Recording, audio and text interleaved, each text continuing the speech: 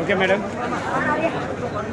ఈ మంచి ప్రభుత్వం 100 రోజుల్లో పేద బలిన వర్గాలే కాకుండా వ్యాపారస్తులు, ఉద్యోగస్తులు, ప్రైవేట్ ఉద్యోగులు, మహిళలు ప్రతి ఒక్క వర్గాన్ని దృష్టిలో పెట్టుకొని ప్రభుత్వం పనిచేస్తాం.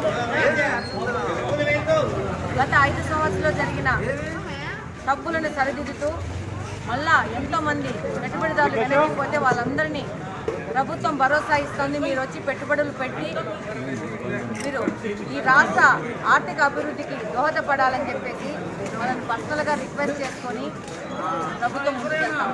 ఇది ప్రజల కోసం పనిచేసే ప్రభుత్వం.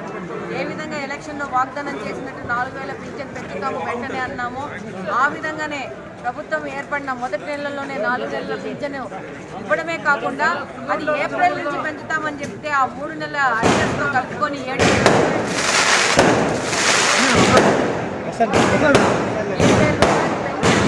అనకనేది కూటమి ప్రభుత్వం చంద్రబాబు నాయుడు మాత్రమే చెల్లునని ఒక్కరు ఈరోజు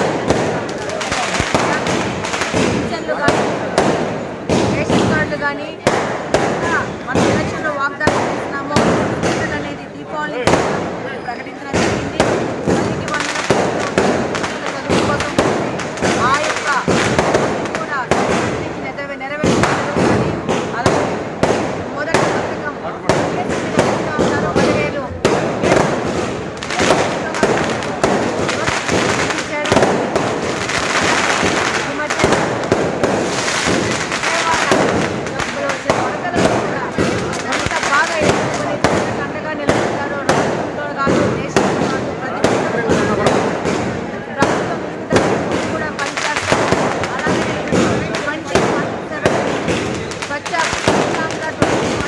10,000 రేపు 2027 వరకు మనం నగరాన్ని ఎలా చేసుకుంటామో దానికి సంబంధించిన ప్రణాళిక తయారు చేసుకొని దానికి సంబంధించిన ముందుకొచ్చి మీ యొక్క నగరాన్ని మీ యొక్క నియోజకవర్గాన్ని అభివృద్ధిపరంగా ముందుకు తీసుకెళ్తానని చెప్పేసి చంద్రబాబు నాయుడు గారు చెప్పడం జరిగింది, ముఖ్యమంత్రి గారు చెప్పడం జరిగింది.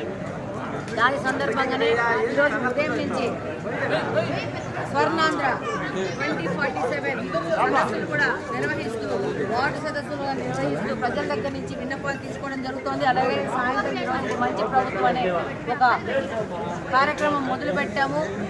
కాలనీలలోని డివిజన్లోని ప్రజల దగ్గరికి వెళ్ళి ప్రత్యక్షంగా కనుక్కొని వాళ్ళకున్న సమస్యలు తెలుసుకొని వాటిని పరిష్కరించే విధంగా అధికారులతో సమర్థమైపోయి అలాగనే ప్రజల సహకారంతో ప్రైవేటు వ్యక్తులు, పబ్లిక్ అలాగనే ప్రభుత్వము ప్రతి ఒక్కరి సహకారంతో ముందుకు పోతాము. ఇది ప్రజల కోసం పనిచేసే ప్రభుత్వము, ప్రజల సంక్షేమం కోసం పనిచేసే ప్రభుత్వాన్ని మరొకసారి తెలియజేస్తున్నాము.